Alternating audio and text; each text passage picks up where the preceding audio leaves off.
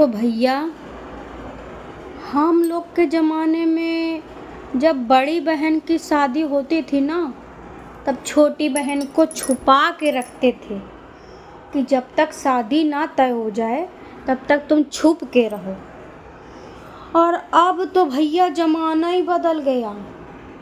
अब तो छोटी बहन के साथ साथ सासू माँ को भी छुपा के रखना पड़ेगा, नहीं तो पता नहीं कब दामाद सास को लेकर भाग जाए, है ना।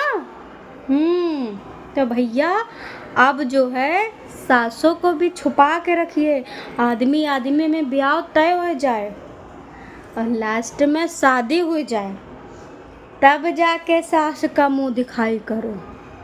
राम राम। सही कहे ना।